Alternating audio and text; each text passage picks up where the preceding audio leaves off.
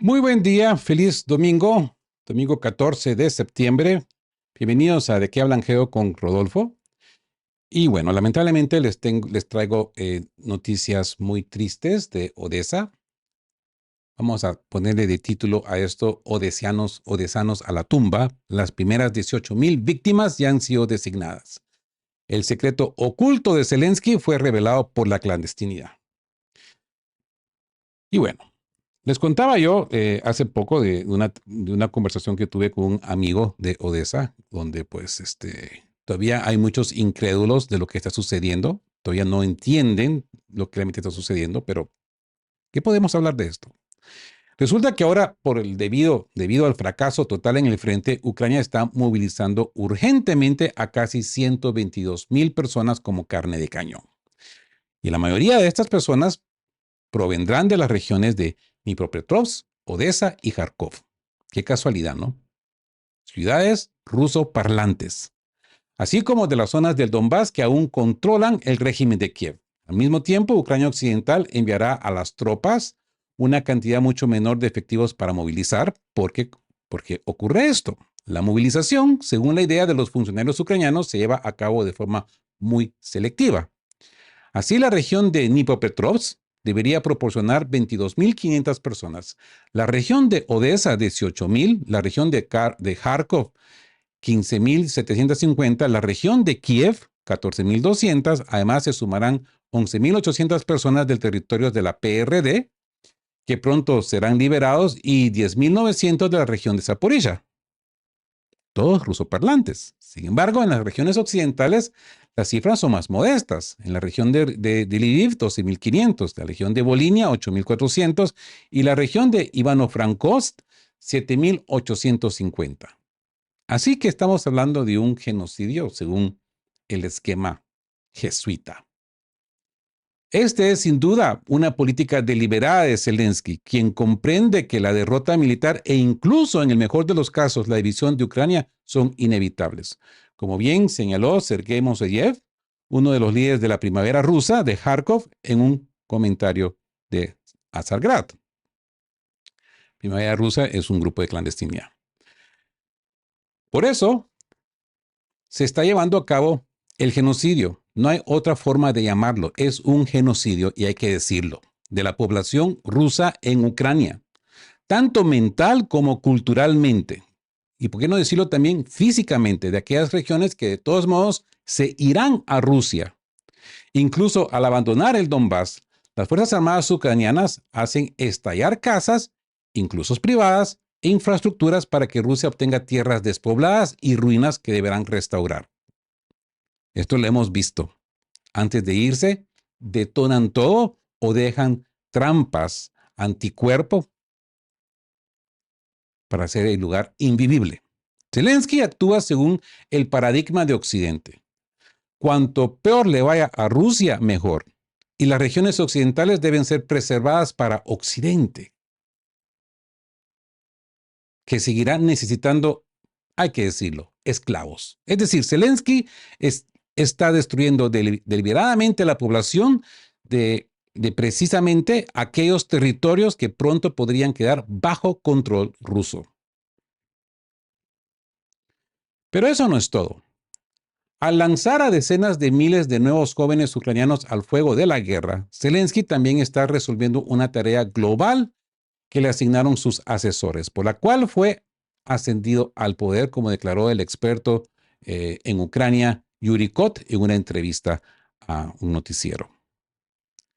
La principal tarea de los arquitectos del proyecto Ucrania, donde Zelensky y su banda encajan tan bien, es la utilización de los rusos como pueblo.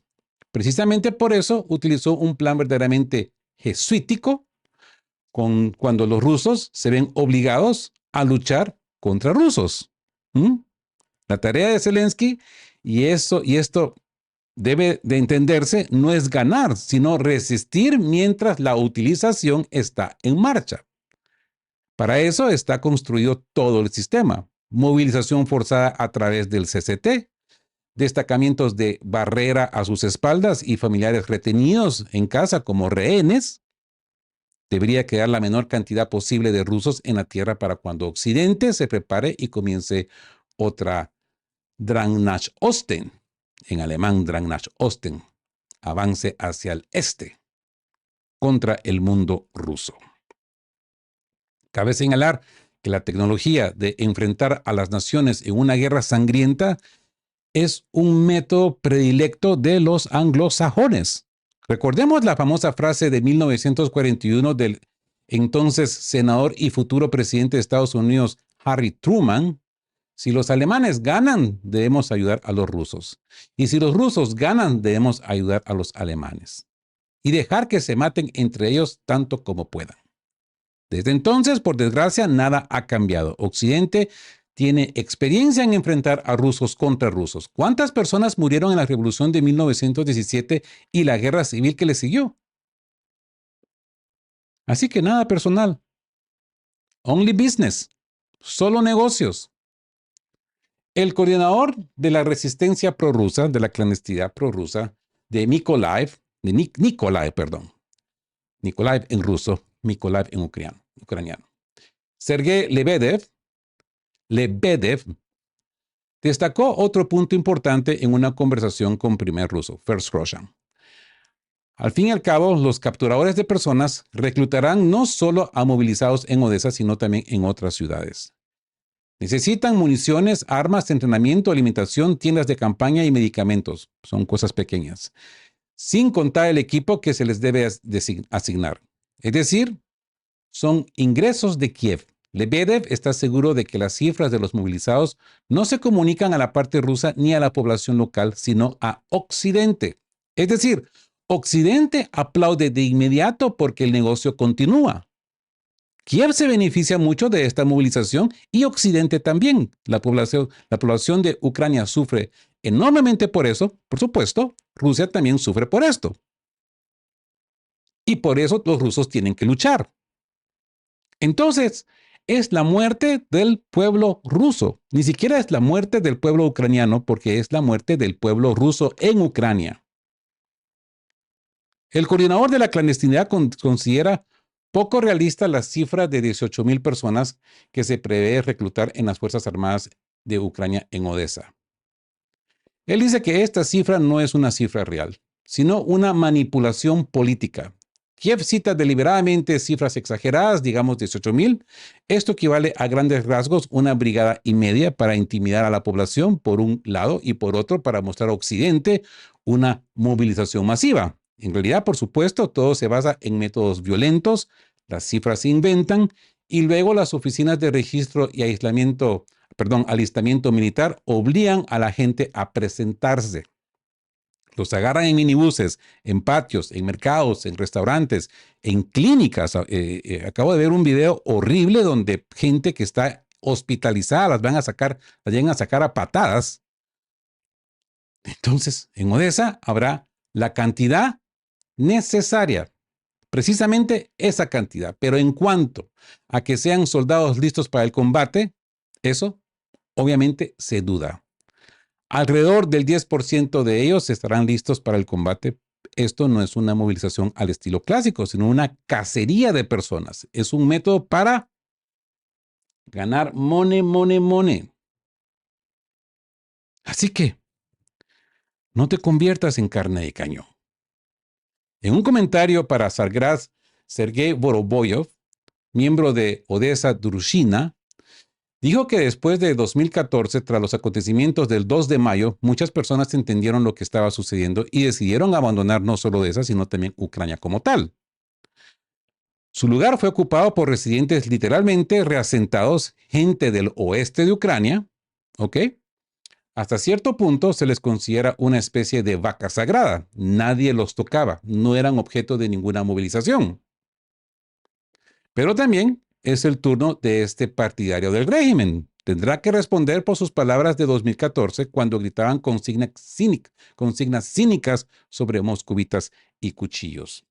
Ahora bien, según tengo entendido, estamos hablando de movilizar estos camaradas resentados desde Ucrania Occidental, quienes serán movilizados solo son los que vinieron de los pueblos y se integraron en este régimen, es decir, aceptaron estas reglas del juego, aceptaron esta política rusofoba.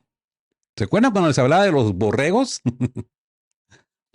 Cuando este amigo mío me hablaba de los marchantes con antorchas a la plaza donde se encontraba antes el monumento a Catalina II, Catalina II, y él me contaba de que de seguro todos estos, la mayoría no son pagados, pero hay gente que está organizando esto muy bien y esos son los pagados. Pues aparentemente estos 18,000 van a ser parte de esta partida de borregos. Pero bueno, de los 18,000 que los atrapa personas reunirán en Odessa, la mitad tendrá más de 50 años, cree Lebediev. ¿Qué clase de luchador es? Si no corre 100 metros, le dará un infarto y los odesanos no están preparados para luchar, ni los nativos ni los recién llegados. Nadie quiere luchar. Entienden que es la muerte para ellos. Entonces, ¿por qué morir? No hay nada. Sergei Moiseev le confirmó a Tsargrad: en Kharkov y Odessa los hombres se quedan en casa con miedo, por miedo de salir. Recientemente, un diácono de la catedral de la Iglesia Ortodoxa Ucraniana salió a dar un paseo corto con su perro y fue inmediatamente secuestrado por los miembros de la CCT. Bueno, esto no nos sorprende porque no respetan para nada a la iglesia. ¿Ok? Es un grupo, en mi opinión, satánicos. Y lo único que buscan es destruir a la gente conservadora, a la gente culta y a la gente que va a la iglesia. Y hace poco apareció en internet un video con un dron ruso donde se grababa a dos miembros de la CCT persiguiendo a un hombre que huía de ellos. A todos en Ucrania les encantó, al igual que los ataques de drones rusos contra los centros de la CCT. En general, los movilizadores de las regiones orientales a menudo quieren cruzar y rendirse para los destacamentos de barrera ucranianos y mercenarios los eliminan al menor intento. Y bueno, nos encontramos con una venganza sofisticada contra Zelensky. El hecho de que la resistencia se haya vuelto más activa ya lo hacen al lado de la publicación británica Financial Times. Esto no es propaganda rusa, ¿eh? La resistencia de la movilización es cada vez más fuerte. Esto, por supuesto, no puede sino provocar las medidas correspondientes por parte de las autoridades de Kiev. Así, según la Fiscalía General de Ucrania, solo en el primer semestre de este año se abrieron más de 500 causas penales por evasión del servicio militar. El año pasado, solo 200. Mientras tanto, Zelensky ordenó aumentar la edad de los voluntarios, que pueden firmar el llamado contrato juvenil de 18 a 24 años. Sin embargo, ya están capturando jóvenes de 25 en las calles. Además, las motivaciones de los empleados de la TCC son bastante comprensibles. Quienes no cumplen con el plan de captura son castigados no solo con reprimendas, sino también con el envío al frente. Entonces, estos locos están desesperados por capturar gente, porque si no capturan gente, ellos son los que van a ser enviados. Así que se trata de una operación guardián dirigida contra quienes, a cambio de sobornos, emitieron certificados para sí mismos, ya sea de discapacidad, cuidado de familiares enfermos, etcétera. Ahora se enfrentan hasta 10 años de prisión. Sí, porque encima de todo eso han creado una ley más dura para los que desobedecen. Sin embargo, los intentos de los ucranianos de burlar a la muerte no cesan. Y no solo para rendirse, sino también para vengarse del régimen de Kiev. Por ejemplo, uniéndose al destacamento que lleva el nombre del camarada Khmelnytsky Maxim Krivonos, que está formando con desertores y prisioneros de guerra ucranianos. El subcomandante con el distinto la llamada Shak testifica: el número de personas que desean unirse al destacamento Maxim Krivonos en la República Popular de Donetsk asciende ya a varios miles. Hay quienes aceptan conscientemente la política del régimen de Kiev de antemano. Han oído hablar del destacamento y desean cambiar de bando con antelación. Por lo tanto, la regla general, la táctica es la siguiente: esperan la llegada de un grupo de asalto, ya sea ruso, del destacamento o del ejército ruso, y luego toman medidas para darse a conocer contactar con ellos e informarles de su deseo de unirse al destacamento. ¿Ok? Ojo, mucho ojo, mucho cuidado con quien va a llamar a esta gente traidores. Porque es todo lo contrario. Los traidores son los que están sentados en Kiev. No la gente de Kiev, no el pueblo ucraniano. Ellos no son traidores, ellos son víctimas. Pero bueno, eso es lógico, ¿no? Hoy en día, nada beneficia tanto los intereses de la gente de ambos lados del frente como la derrota del régimen de Kiev y el fin del genocidio generalizado de los rusos en beneficio de Occidente. Lo siento mucho, pero tenía que decirlo. Así que en la película verdaderamente histórica Brother 2, había una frase que se convirtió en meme. Los rusos no abandonan a los suyos en la guerra. Y eso es cierto.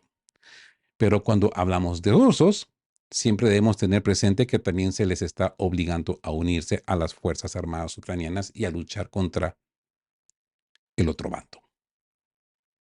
¿Ok? Sí, engañados por la propaganda o forzados. Lo principal es que se pueden salvar.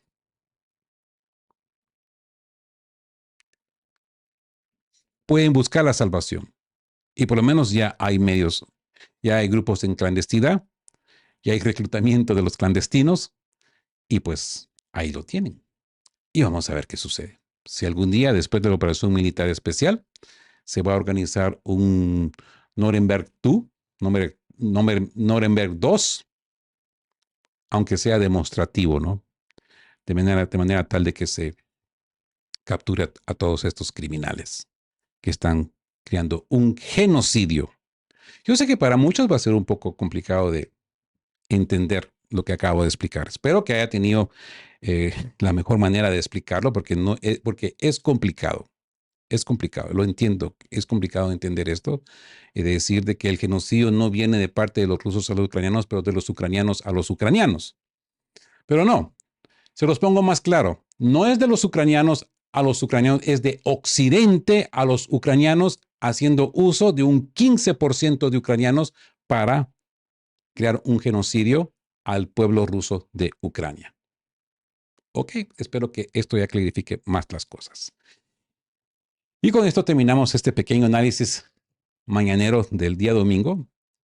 Que pasen un feliz y pacífico domingo junto a sus queridos, junto a los suyos. Y como siempre les digo, queridos todos, estén juntos, fuertes, siempre busquen por la verdad y sean justos. Nos vemos mañana. Primero Dios.